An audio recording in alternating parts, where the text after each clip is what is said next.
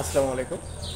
৫ দাগে জমি ক্রয়, ১ দাগে ভোগ দখল, দলিল টিকবে কি? বর্তমানে লক্ষ্য করা যায় অনেকেই একজন ব্যক্তির কাছ থেকে তার মালিকানার একাধিক দাগে সম্পত্তি ক্রয় করে ভোগ দখল দেন ১ দাগে। কিন্তু ওই একাধিক দাগে যদি দাতার কোনো অন্য অরিশ থেকে থাকে এবং যেই দাগে ভোগ দখল নেওয়া হয়েছে সেই দাগে যদি দাতার কোনো অরিশের সত্ত্ব থাকে, তাহলে ক্রয়কৃত ব্যক্তির ভোগ দখলীয় জমিতে দাতার অন্য অরিশা চাইলেই জমি সত্ত্ব সৃষ্টি করতে পারবে। এমতো অবস্থায় ক্রয়কৃত ব্যক্তি দখলীয় জমিতে তার ক্রয়কৃত সমপরিমাণ জমি ১ দাগে ভোগ দখল নিতে পারবেন না। শুধুমাত্র দাতার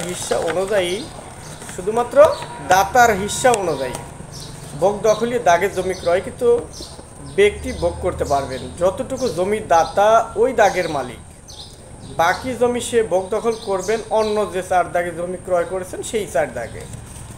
আপনি চাইলেই দলিল এবং খতিয়ানের বাহিরে আপনার নামে জমি নামজারি বা রেকর্ড করাতে পারবেন না। যদি আপনি ক্ষমতা এবং কারসাজির মাধ্যমে মন গড়া জমি রেকর্ড করেও নেন, কিন্তু পরবর্তীতেও আপনার এই রেকর্ড টিকবে না। এতে দলিলের কোনো সত্ত্ব নষ্ট হবে না।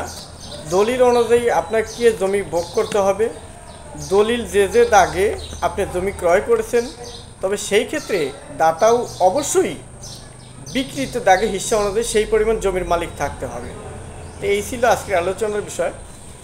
যারা জমি ক্রয় করবেন তারা সতর্ক থাকবেন যে দাতা বিক্রি করবেন সে যে দাগে যতটুকু হিস্সা অনুসারে পায়, দাগের হিস্সা অনুসারে সেই পরিমাণ জমি ক্রয় করবেন, অতিরিক্ত ক্রয় করবেন না। সবাই ভালো থাকুন, সুস্থ থাকুন। আসসালামু আলাইকুম।